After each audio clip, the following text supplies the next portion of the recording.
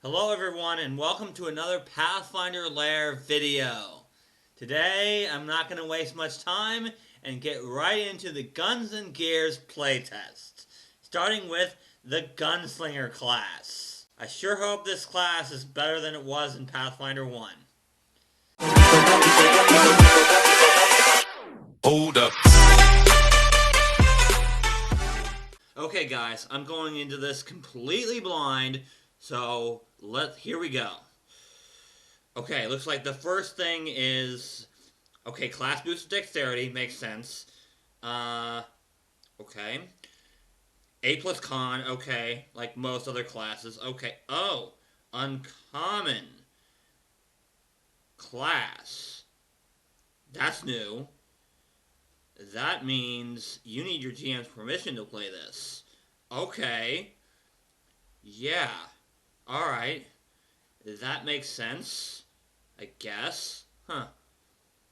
Yeah, gunslingers would be rare, so it kind of does make sense. Okay, let's look at proficiencies. Expert in perception, okay, alright. And expert in fortitude and reflex, okay. The reflex makes sense. Fortitude, oh, okay, because the backlash, right, okay. Trained in will, okay, yeah, that makes sense, okay. Oh, trained in crafting. Okay, so you might be able to make your own guns. That's really cool. Trained in one or more skills determined by your way. I'm guessing that's a subclass. Okay, alright. I think they probably could have called it something better than that, but okay. Trained in, okay, 3+ intelligence modifier. Okay, alright. We'll look at the ways in a second here, but let's move on. Oh my God, no! We do not need a ranged fighter. We already have a ranged fighter in the fighter. No. Expert in firearms and crossbows. Oh my God, we do not need this. No. Jeez. Oh wait, crossbows. Does that mean that firearms have to be reloaded? If that's the case, then this is actually okay. This is actually more balanced than the fighter. Okay. If firearms have to be reloaded, then yeah, this is much more balanced than the fighter. Okay. Trained in advanced firearms and craft. Okay. And trained in simple and martial and unarmed attacks. Okay. Alright, makes sense. They get light armor and unarmored defense. Okay. Wow. And then gunslinger class DC. Okay. Alright.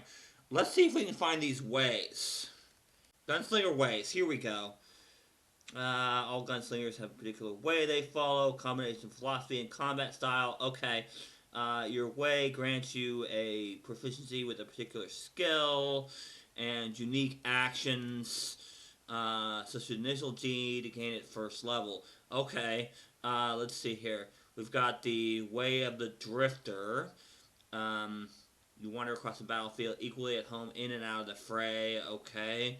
You carefully... Way of the Pistolero. You carefully maintain your... Okay.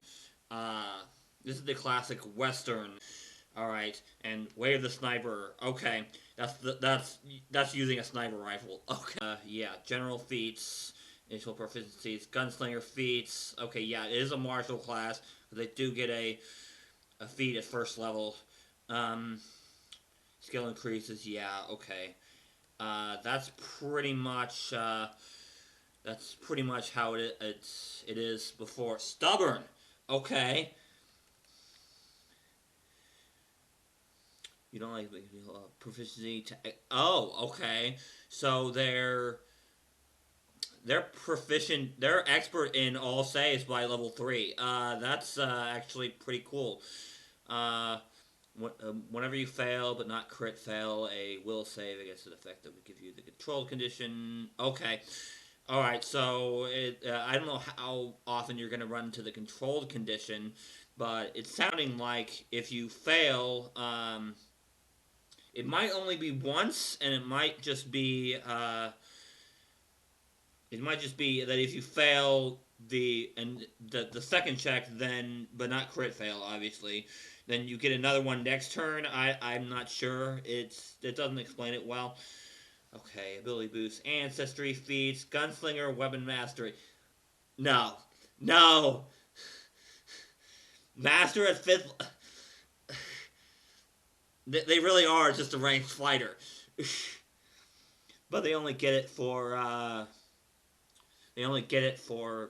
firearms and crossbows. Okay, okay, and you get crit specialization effects. Okay, vigilante sentence. Okay, perception to master. Okay, then we deal weapon specialization.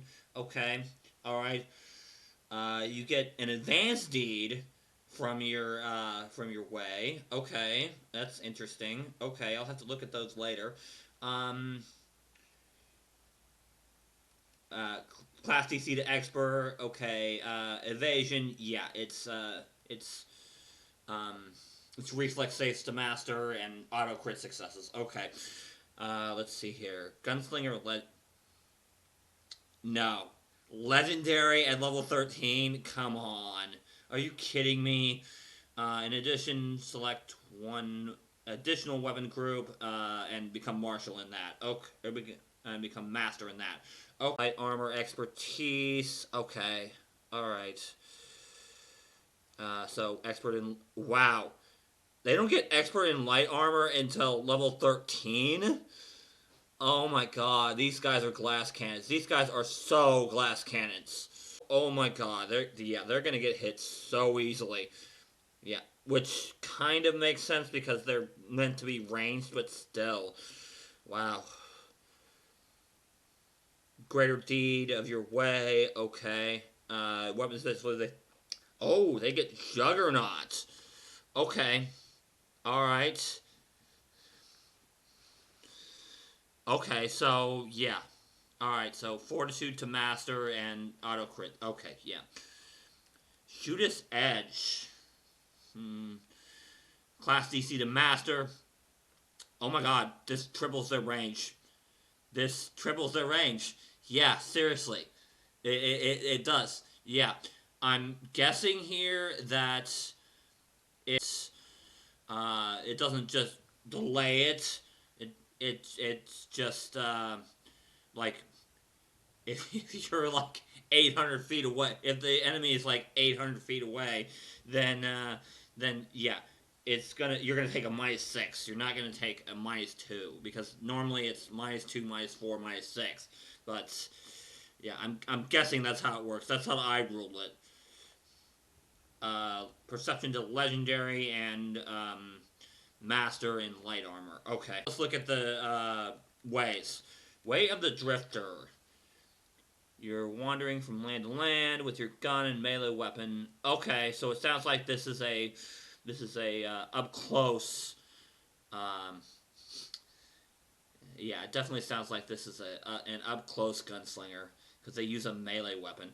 Which okay, so they get acrobatics. Okay, into the fray, rebounding assault, and drifter's wake. Okay, interesting. All right, let's look at.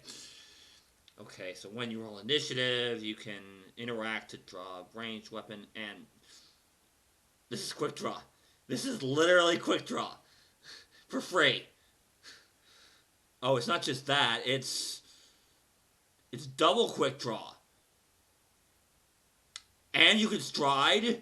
Oh my god, this is broken. This is 100% broken.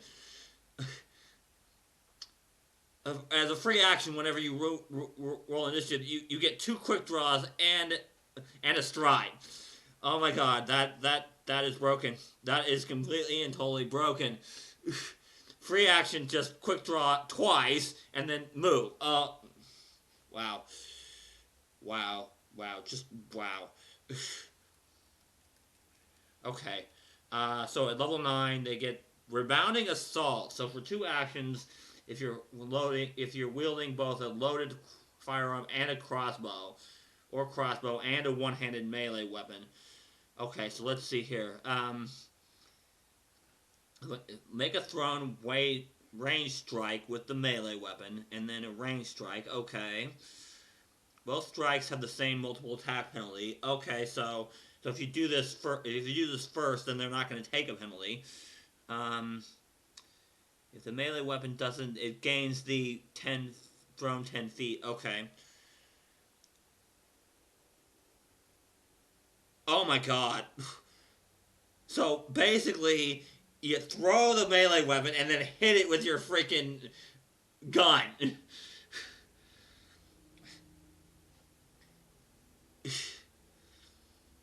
Mind the damage from both strikes using the thrown weapon's damage type and add.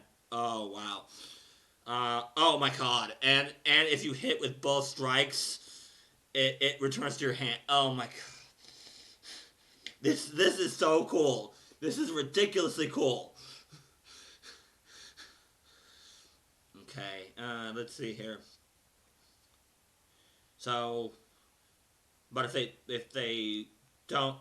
either one of them doesn't hit, then it's just a normal 2 strikes. Okay, all right, and it doesn't rebound. Okay, so that at least makes it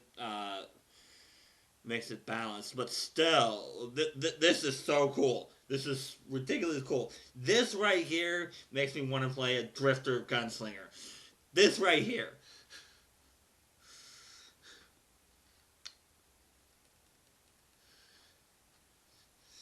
Okay, let's take a look at Drifter's Wake.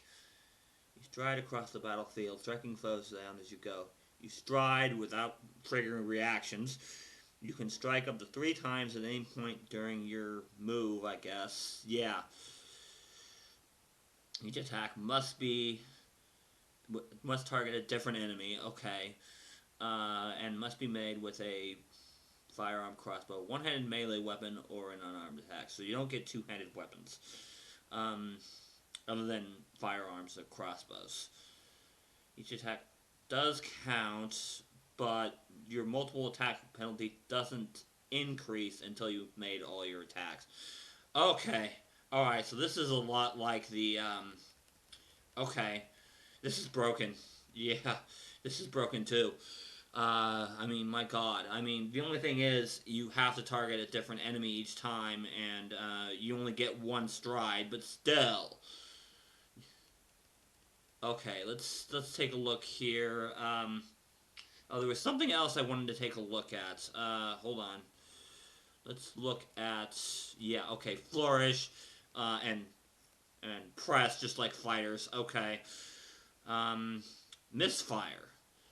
Okay, there were misfires in Pathfinder 1, 2. Let's see if they changed it. Firearms that have been improperly cared for, subject to unusual strain, can misfire. If you attempt to fire a firearm that was used the previous day and hasn't been cleaned and maintained since then, oh, okay. So, oh my god, that's so much better than how it was in Pathfinder 1. Just, you have to clean it every day, otherwise there's a chance of it misfire. Okay, alright, that's cool. A DC 5 flat check before making your attack roll. If you fail this check, it jams. Okay. The attack becomes a critical failure, and you must use an interact action to clear the jam before you can reload and fire again. Okay. Alright. Once you spend at least an hour cleaning and maintaining the weapon, you don't need to roll a misfire again until the next day unless an effect says otherwise. Okay. Weapons can also misfire as a result of using a specific ability. Now, let's look at this. Dual-wielding Desperados. Some gunslinger abilities work best if you dual-wield 2 ranged weapons, or a ranged weapon and a melee weapon. For the purposes of the playtest, you can buy a special set of doubling rings. Okay. Instead of affecting melee weapons, you can invest in the rings You must choose one-handed weapon you own as the primary weapon, and a second one-handed weapon as the secondary weapon. Can be ranged or melee weapons. As long as you're wielding both the primary weapon and the secondary weapon gains the. Oh, okay. So basically, if you don't know, doubling rings basically just let you transfer transfer runes from one weapon to another. Well, actually, what it is the second weapon gains the runes of the first. So, yeah, basically, there's a special set of doubling rings for the playtest that let you do that with guns, basically, or crossbows. Yeah, or just any range. Look at the way of the pistolero. Whether you're a professional duelist or a pistol twirling entertainer, you have quick feet and quick hands. Never seem to let you down. Okay, you get deception and intimidation. Okay, 10 paces. Pistoleros retorts or finish the job. Okay, let's look at 10 paces. Okay, you react to trouble with lightning speed, positioning yourself just right. +2 circumstance bonus to your initiative roll.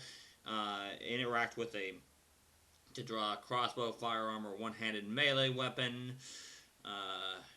You can step 10 feet. Okay, so it's not as good as the other one. What is it called? Into the Fray.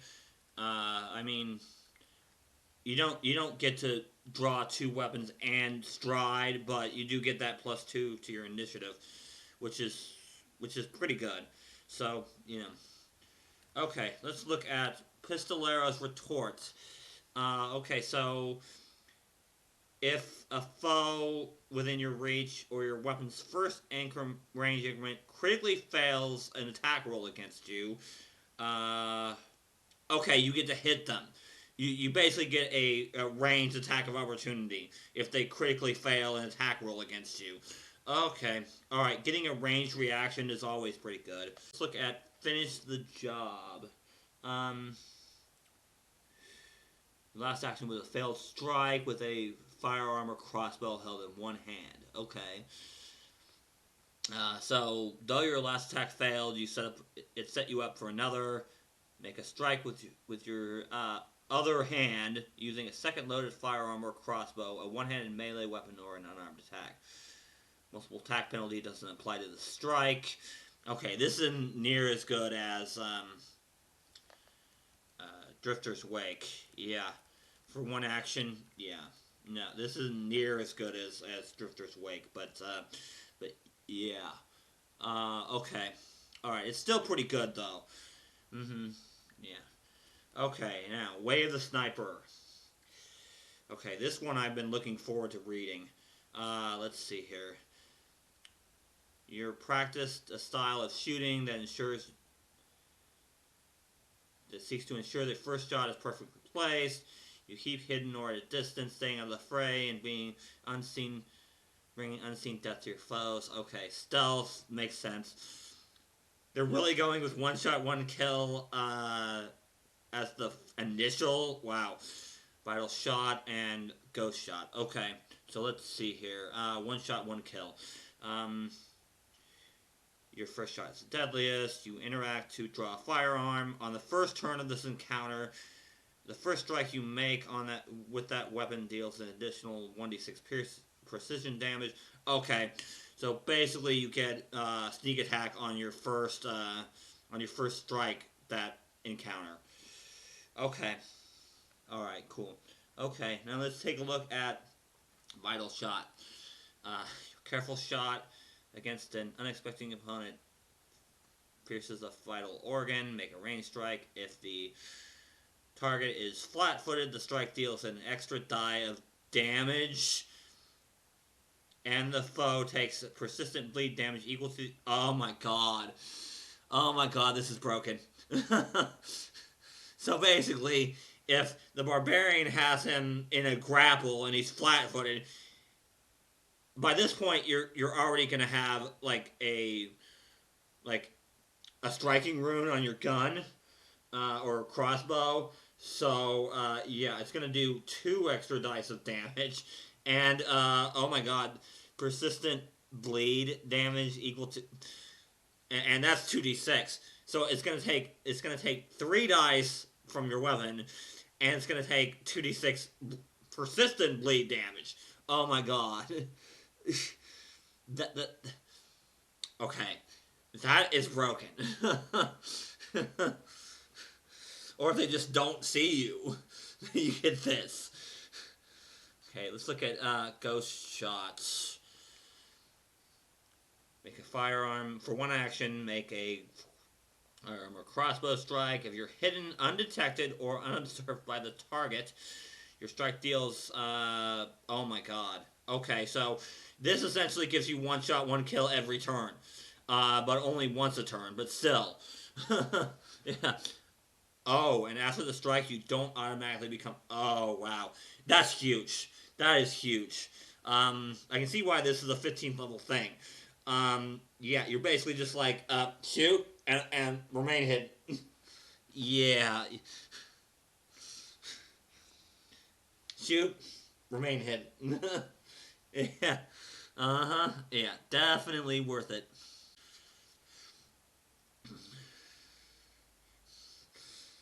Okay, now let's look at feats. Actually, you know what? I think I'm gonna do that next video. Okay. All right. Now I think I'm gonna look at the firearms next. Okay, let's look at the ranged weapons here. Okay, so they're uncommon weapons, which means, of course, your GM has to give you permission to use them. But does that mean that anybody that's proficient in martial weapons can use the martial weapons, the martial guns? Not sure. Doesn't say, but it sounds like they're just uncommon. So that means if your GM determines that they're in that you can use them, then you can use them. Um, yeah. Okay, let's take a look at these. Okay, so the flintlock musket only 1d6. Wow. Um, okay. It has a range of 40 feet. Okay. Reload 1. Requires 2 hands. Okay. It does have the fatal D10 and versatile bludgeoning traits. Don't know how you switch, but okay. Um, alright. Then you have the flintlock pistol. Wow. Only 1d4? That's crazy. 20 feet range. Okay. Fatal D8, bludgeoning, versatile bludgeoning. Okay. The hand cannon. Okay, that has the modular trait, which is a new trait. Let's take a look at that. Okay, has multiple configurations that you can switch between. You do have to use an action for that. Okay, so it looks like it's okay. So it looks like most of these you can switch between bludgeoning, piercing, or slashing. Okay. Okay. All right.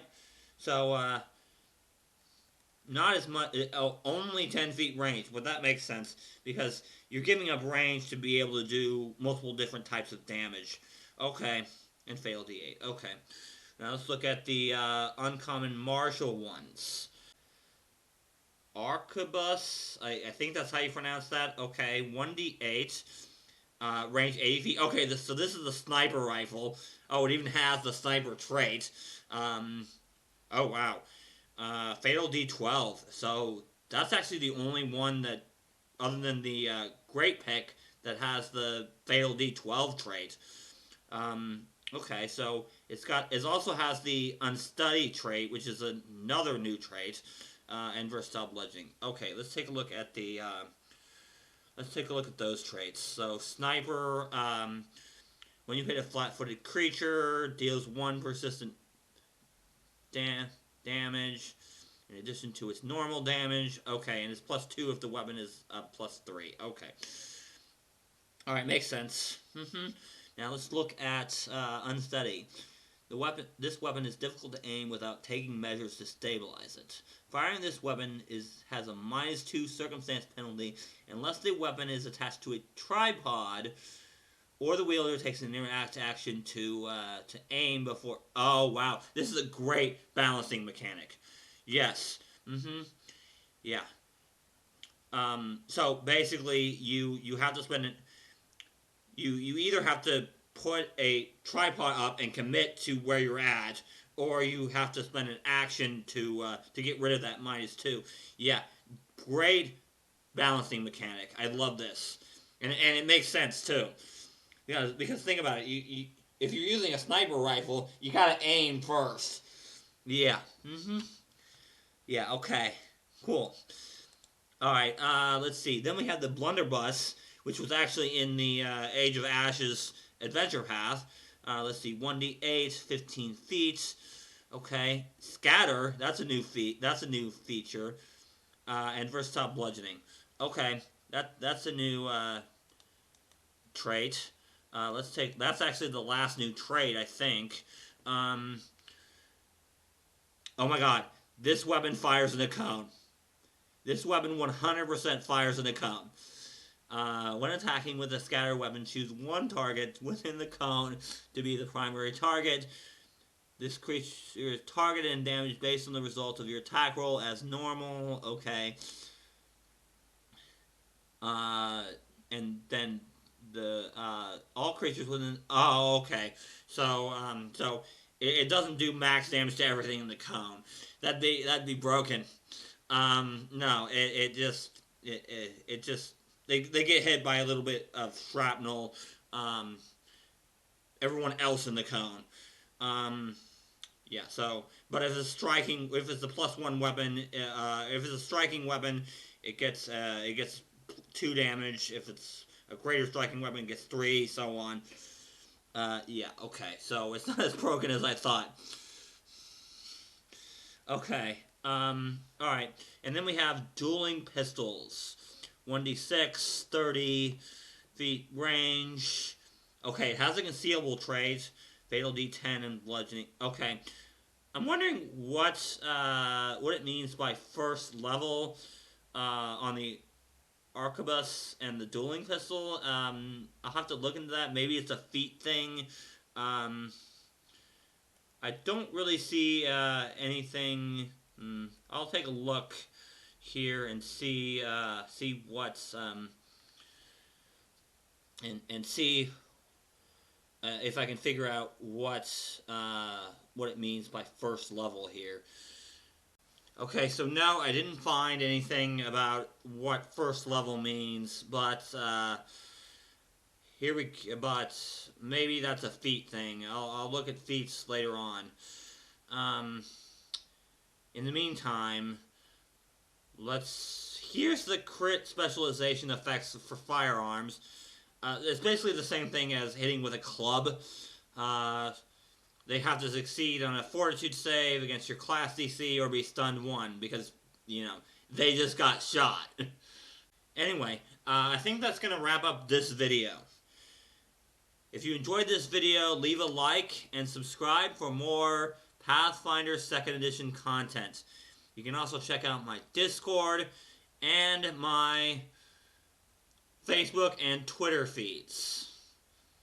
So until next time, let's play some Pathfinder. 1, 2, 3.